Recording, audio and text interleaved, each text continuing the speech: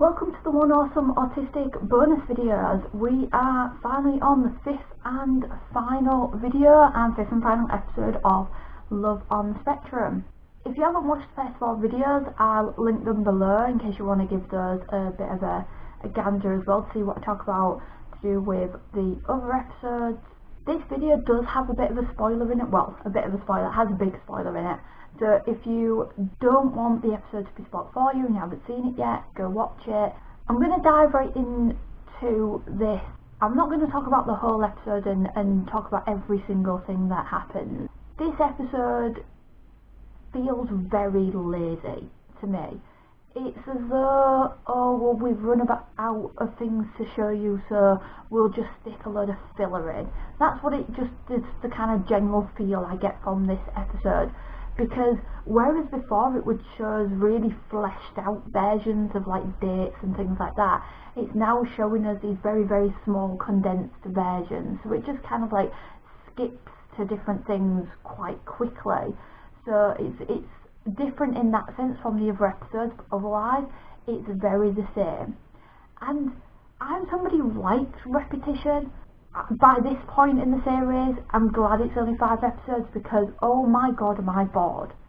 I am bored of seeing the same thing over and over again. We see Andrew and Olivia, obviously separately, in this episode, but it's a lot of the, like I say, a lot of the same kind of thing. You know, somebody cancels on Andrew. With Olivia, it's just a quick run through of a third date with a third person.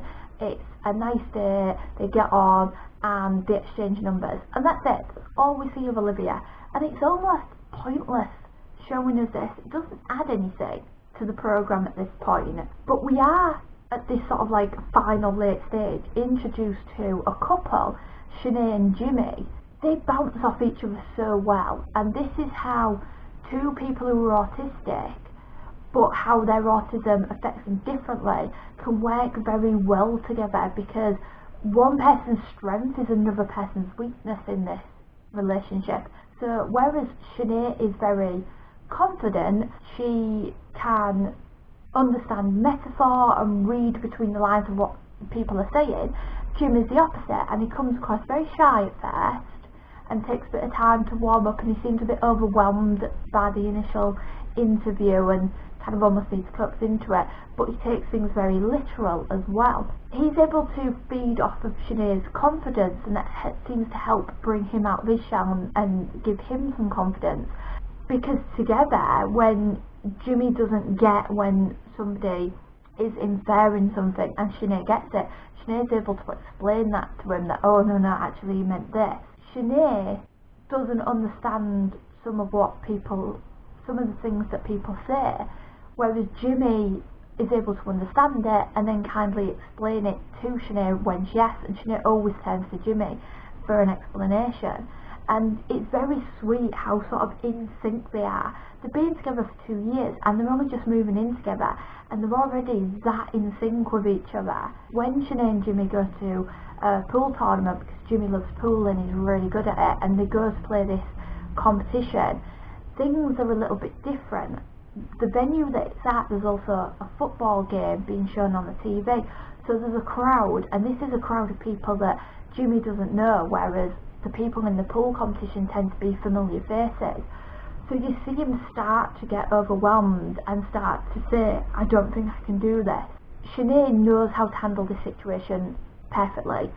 She's been through this before with Jimmy. She knows him. They've been together for 2 years. They know a lot about each other, and she sees the signs. She asks him if he wants a drink, and she goes and gets him the drink that he wants and encourages him without actually saying anything, encourages him to stay. Whereas Kian, the guy behind the camera, says to Jimmy, well, you don't have, you kind of don't have to stay if you don't want to. But that, in this situation, is the wrong thing to say.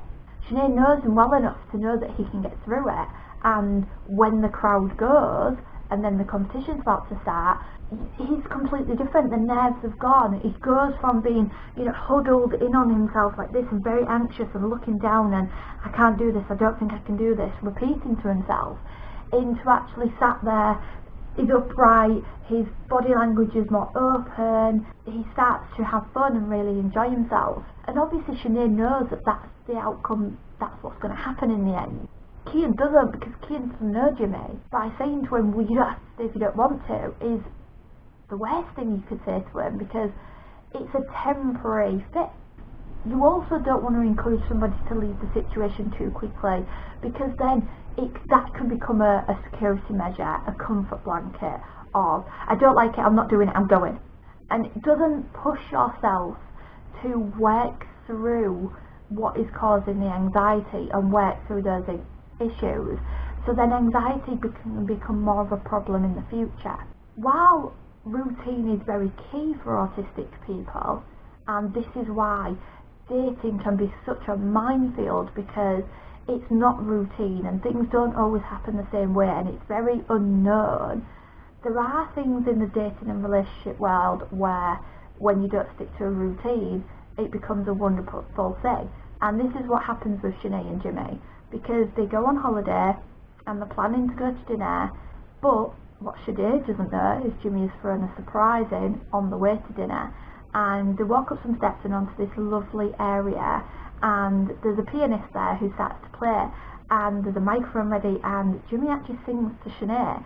So that all of a sudden this person who we saw first, who's really shy, has this confidence when he's around Sinead that's actually really wonderful to see.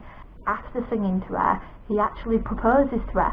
Of course she says yes, they're absolutely in love with each other and absolutely besotted with each other. Jimmy, who doesn't like to kiss on camera and doesn't like to kiss a lot of the time, kisses Sinead with a big, big passionate kiss. So it's absolutely beautiful to see. And obviously in Sinead's head, there is absolutely no thought of, oh my god, my plans have changed all of a sudden and it's overwhelming and all the rest of it. That's not in Sinead's head at all, because this wonderful thing has just happened. And that's it.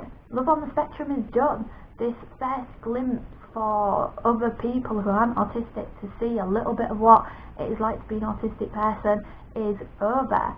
Well, nearly over. There's a bit of a catch up on what each person has gotten up to a little bit after the show. And guess what? Nothing's changed. All the people who were looking for dates are still looking for dates and looking for a relationship. The people who are in relationships, it's going well. That's it. Nothing has changed for them. So it would be nice if we could see a future catch up with any of them having found love, being in relationships. That would be really wonderful to see.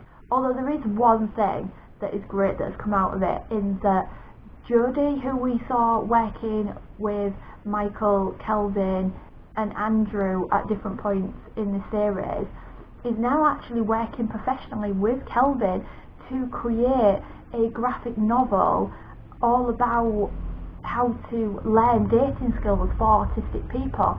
So that is at least one wonderful thing that has come out of this show, that I would really love to see what that actually graphic novel looks like in the end. Overall, I think the show is a positive thing because it's actually being made.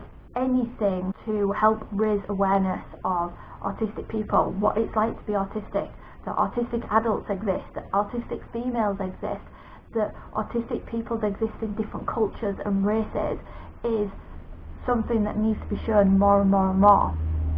So in that sense, it is a good thing.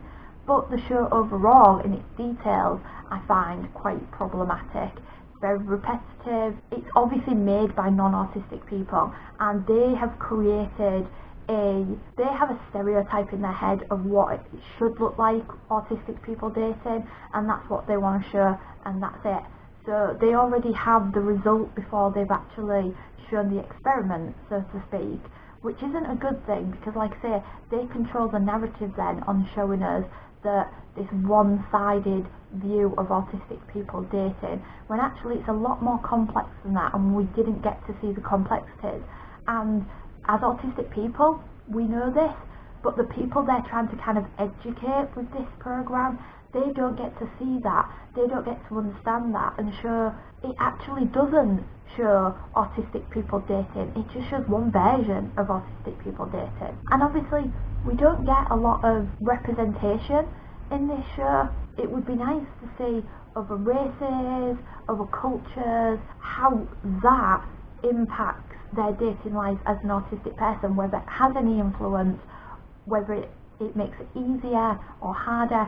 That would also be interesting to see. I also want to see the middle bit, and what I mean by that is we see two different ends of dating life for autistic people.